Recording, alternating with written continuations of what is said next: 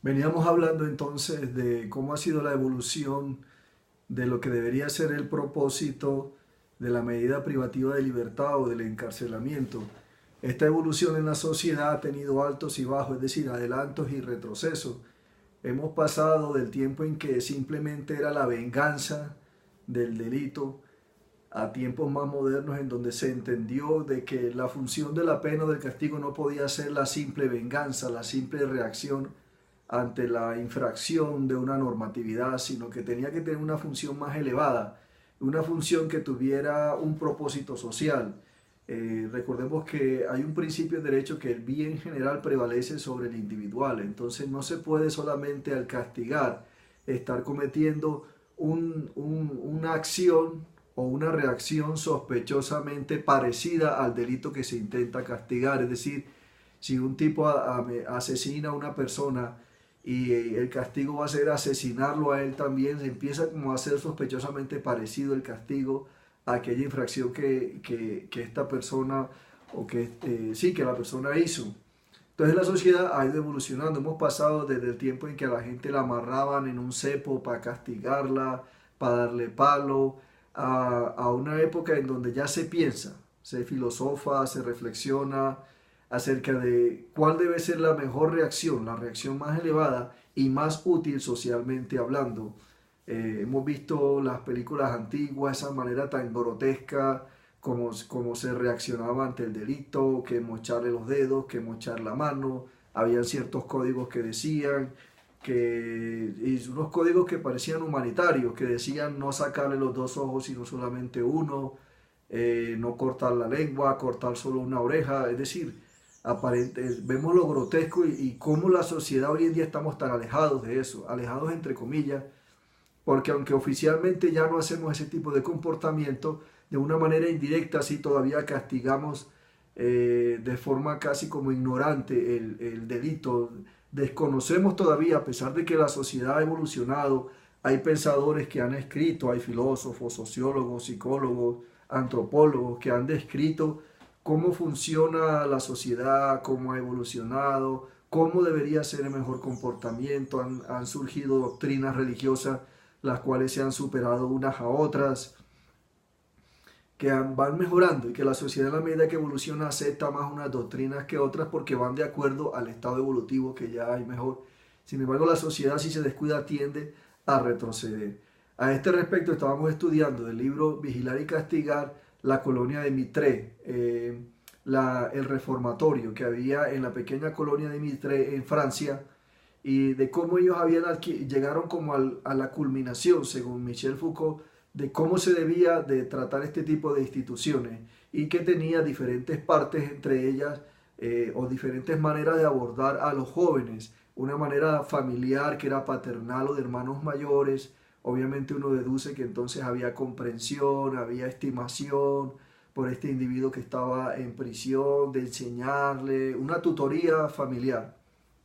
También había otra manera complementaria de abordarlo, que era la manera militar, que era con disciplina, con fuerza, una cantidad de tiempo para esto, para aquello, para generar esos hábitos fuertemente arraigados y que generaran cierta predecibilidad en el comportamiento del individuo.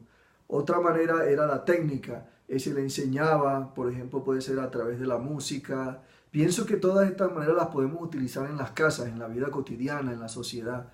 Se le enseñaba, por ejemplo, un instrumento musical o específicamente el Mitre dice que le enseñaban un oficio, por ejemplo, algo de carpintero, por ejemplo, o de ebanista, entonces que así la persona se concentra y puede tener no solamente hábitos de comportamiento, utilizar el tiempo, sino también una manera de ganarse en el futuro la vida, una manera honrada y evitar así de que vaya a caer otra vez en la delincuencia. Aparte había entonces familiar, militar disciplinaria, técnica y también una manera intelectual, o sea, profesores que le enseñaban a la persona a pensar, a reflexionar de una manera filosófica o una manera científica, para que su pensamiento estuviera más organizado y por lo tanto alejado de las pasiones. Entonces venimos estudiando al respecto el libro de Vigilar y Castigar de Foucault. Dice así: lo carcelario, con sus formas múltiples, difusas, compactas, sus instituciones de control o de coacción, de vigilancia discreta y de coerción insistente. Vamos por aquí. De coerción insistente, establece la comunicación cualitativa y cuantitativa de los castigos. Pone en serio o dispone, según unos empalmes sutiles, las pequeñas y las grandes penas, los premios y los rigores, las malas notas y las menores condenas. Tú acabarás en presidio, puede decir la menor de las disciplinas, y la más severa de las prisiones dice al sentenciado a perpetuidad. Yo advertiré la menor desviación de tu conducta.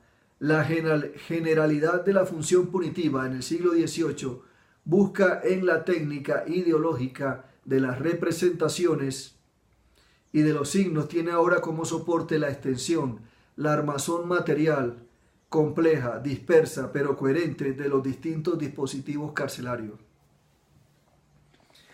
Por ello mismo, cierto significado común circula entre la primera de las irregularidades y el último de los crímenes. Ya no es la falta, tampoco es ya el atentado al interés común, es la desviación.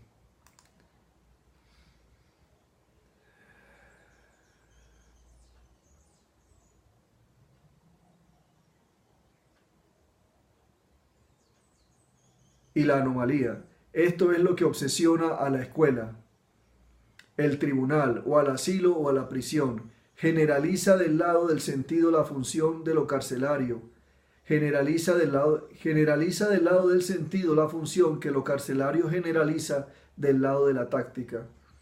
El adversario del soberano y después el enemigo social se ha transformado en un desviacionista que lleva consigo el peligro múltiple del desorden, del crimen, de la locura. El sistema carcelario empareja, según unas relaciones múltiples, las dos series, largas y múltiples, de lo punitivo y de lo anormal. Segundo, lo carcelario, con sus canales, permite el reclutamiento de los grandes delincuentes. Organiza lo que podría llamarse las carreras disciplinarias, en las que bajo el aspecto de exclusiones y de los rechazos se opera un trabajo completo de elaboración. En la época clásica se abría en los confines o los intersticios de la sociedad el dominio confuso, tolerante y peligroso de fuera de la ley, o al menos de lo que se sustraía a las presas directas del poder, espacio vago que era para la criminalidad un lugar de formación y una región de refugio. En él se encontraban, en idas y venidas aventuradas, la pobreza, el desempleo, la inocencia perseguida, el ardid, la lucha contra los poderosos, el rechazo de las obligaciones y de las leyes, el crimen organizado. Era el espacio de las aventuras de Gil Blas, Shepard o Madrid. Están poniendo como un ejemplo de allá como europeo. Bueno, vamos a saltarnos un poquito más esta parte, pues en general están diciendo como las diferentes, cómo involucionó o cómo se desvió el propósito de la función de la pena. A ese respecto, pues yo tengo un documento aquí muy interesante que habla de la función que les he venido leyendo, de la función de la pena, y también tengo algunos apuntes de clase en la materia de introducción al derecho penal general para el periodo 2019-1 de la IUE, Institución Universitaria de Envigado. Esto fue en febrero 9 del 2019. Dice, propósito u objetivos del derecho penal en la coincidencia con el control social. O sea, el derecho penal tiene unos propósitos que también coinciden con el control social. Dice, el control social es la regulación del comportamiento de un grupo humano a través de un conjunto de reglas o principios establecidos. Entonces el control social se hace a través de un conjunto de reglas, hay formas organizadas, principios establecidos, pautas de organización para prevenir y responder a las transgresiones. Hay una adecuación del comportamiento. El control social, ya lo hemos dicho en otros videos, se puede ejercer de manera formal o de manera informal. Hay mecanismos no formalizados de control social. Estos mecanismos pueden ser las normas morales, normas religiosas, la educación y la cultura. Mecanismos formales de control social son las normas jurídicas, normas generales y normas penales. Ambos se respaldan en el aparato institucional destinado a aplicarlas y a hacerlas cumplir: los jueces, la policía y el sistema penitenciario. El derecho penal es la rama del derecho que regula la conducta tipificada como delito, estableciendo sanciones y reacciones restrictivas. Pretende evitar que se cometan los delitos. Busca, esto lo estamos apoyando en un documento que es de un autor llamado Néstor Raúl Posada. A través de la infracción de la norma se puede llegar a la pérdida de libertad y de los derechos del ciudadano. Derecho penal, ya lo hemos dicho, esta es otra definición, dice: es el mecanismo de control social más severo de que dispone el Estado. Los comportamientos a los que regula el derecho penal son los más intolerables para la convivencia humana en sociedad. El derecho penal en Colombia: control social punitivo institucionalizado ejercido por las agencias estatales o el sistema penal, sedes de juzgados, tribunales, control penitenciario, agentes policiales.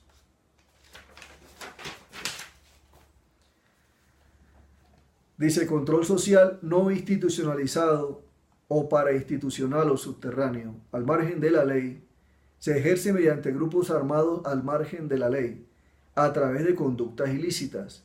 Tal es el caso de grupos paramilitares que imponen, pueden ser paramilitares subversivos y de justicia privada, que imponen sus propias normas, hacen sus propios juicios, imponen penas de muerte, realizan labores de limpieza social. En algunas regiones del país resulta más efectivo que el mismo control social punitivo institucionalizado. Entonces, cuando hay un control social que no es institucionalizado, o sea, es parainstitucional, que puede ser paramilitar, de guerrilla o de grupos privados armados, ellos tienen una función para sus propias penas. La función de ellos muchas veces es mucho más debido incluso a sus recursos y a sus propios propósitos como instituciones parainstitucionales que son. Ellos no tienen en cuenta reformarlas, ellos lo que necesitan es limpiar la sociedad, o sea, lo que les sale más barato, matar.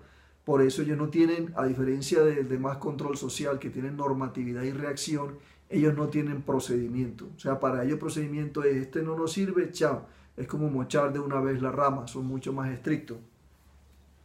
En ellos no aplica necesariamente, a no ser de que sea por decisión ya personal de uno de sus miembros, no aplica un proceso en el cual vayan a tener un propósito de vamos a reformar a esta. Lo hacen, pero de manera pues a través del ejemplo, de la intimidación mucho más práctica. No les interesa de pronto a veces el derecho a los respetos humanos o a los respetos a los derechos civiles, etc. Los grupos paramilitares subversivos o de justicia privada imponen sus propias normas, hacen sus propios juicios, imponen penas de muerte y hacen limpiezas sociales. Nada que ver con las funciones que debería tener, por ejemplo, el derecho penal, la institucionalidad. Elementos de control social son la infracción de una norma, la constatación de la infracción y la sanción. El derecho penal estudia las normas, las conductas que infringen y las sanciones aplicables a esas conductas. El derecho penal no se refiere exclusivamente a la imposición de las penas, sino también a las medidas de seguridad. Determina las características del hecho delictivo. Se considera que el nombre se queda corto respecto al contenido de la materia. Bueno, ya hemos hablado de derecho penal objetivo, subjetivo y científico. Eso es para otro caso. En este video estamos tratando de entender la evolución del derecho penal o de la cárcel, mejor dicho, de cuáles son las medidas que se toman cuando una persona infringe la ley, cómo ha evolucionado tanto la manera como el propósito de castigar o de reaccionar ante la infracción o ante los delitos. Listo. Esta parte pues no es tan importante para este tema. Aquí hay una pregunta interesante, dice, que corresponde al video. ¿Por qué se puede castigar o imponer sanciones penales? por la necesidad de hacer justicia por medio de la pena. Esa sería la teoría absoluta. Hay teoría absoluta y teoría relativa. La teoría absoluta necesita hacer justicia, o sea, vengarse, desquitarse, reaccionar de manera equivalente al delito que se hizo. En cambio, la necesidad de proteger a la sociedad es la teoría relativa. La teoría relativa intenta proteger a la sociedad, incluso el mismo que hizo el delito, tratar de reformarlo para que vuelva a entrar. Teoría absoluta castiga, teoría relativa trata de reformar, es por la seguridad de la sociedad y no es directamente hacia el delincuente, tiene que ver con la sociedad misma. Se castiga para realizar justicia y al mismo tiempo proteger la sociedad, vendría siendo como la teoría mixta. Esta última teoría mixta constituye el fundamento funcional o material aquí en Colombia. El derecho penal tiene su razón de ser en que constituye el medio imprescindible para posibilitar la vida en comunidad. Es una necesidad irrenunciable, o sea, donde haya sociedad tiene que haber castigo por la infracción de ciertas normas, tiene que haber consecuencias.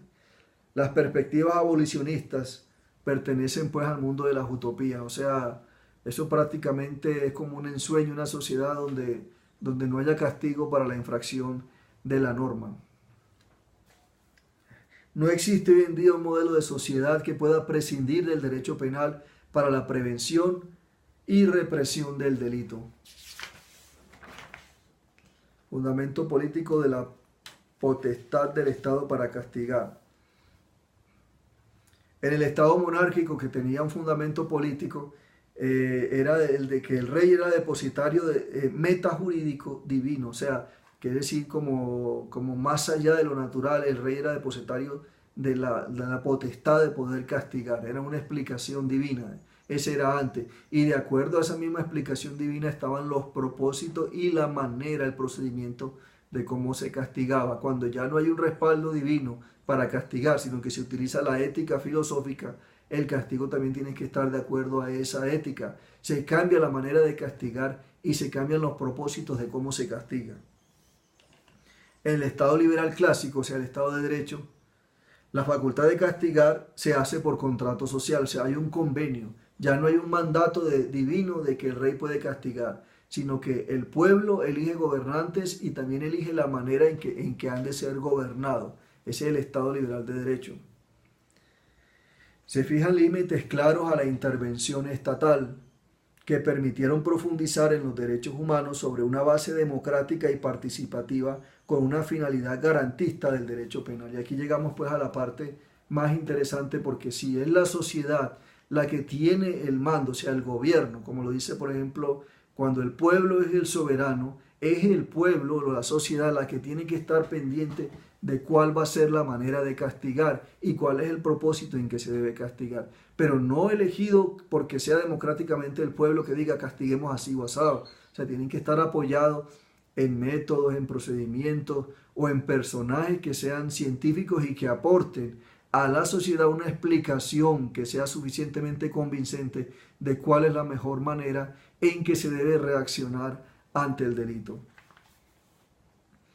En el siglo XX y comienzos del XXI, la supremacía es la de la constitución política, la manera en que se castiga, los propósitos para lo cual se castiga están puestos en las constituciones de los países, que son la Carta Magna, que dicen la visión política y social que tiene ese país. Entonces, la manera en que se castiga tiene que estar de acuerdo a como lo ha dicho la Constitución. No puede ser de una manera caprichosa o belicosa, o tiene que estar de acuerdo a lo que ya dice el mandato de la Constitución, que fue estudiada por personas que no son solamente de carácter político, sino que tienen un fundamento para proponer cuáles son los mejores artículos que debe tener una Constitución y por lo tanto la mejor visión para el país.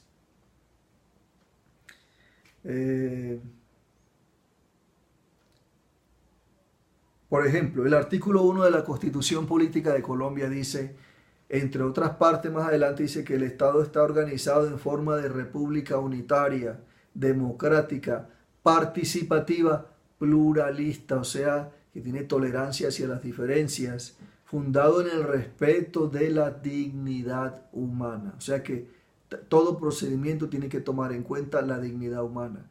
Que el delincuente no tuvo en cuenta la dignidad humana, pero el Estado y la sociedad sí toman en cuenta la dignidad humana. No puede igualarse con el delincuente. El ejercicio del poder punitivo está sujeto a restricciones constitucionales, tanto en la tipificación como en la sanción. No podrá tipificarse conductas que desconozcan los derechos fundamentales, que no resulten idóneas para proteger los bienes fundamentales, constitucionales, o que resulten desproporcionados o irracionales. Lo mismo puede practicarse en las sanciones. Aquí que estamos hablando pues precisamente en la manera de castigar y en lo que tiene que ver con lo carcelario.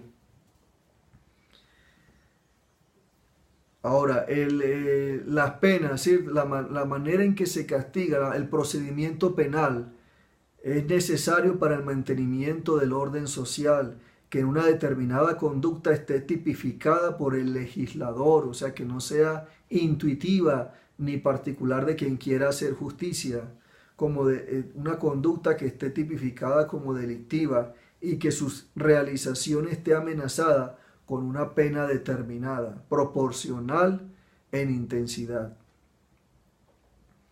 Es necesario que el comportamiento de un ciudadano que ha realizado la conducta prevista por la ley como delictiva sea castigado con una determinada intensidad, proporcionalidad de la pena, o sea, hay una reacción. Es necesario que el condenado a una pena sufra en sus bienes una privación de esta intensidad.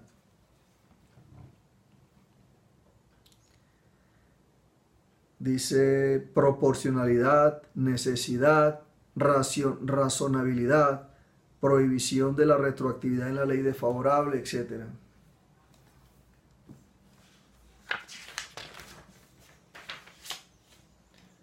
Muy bien.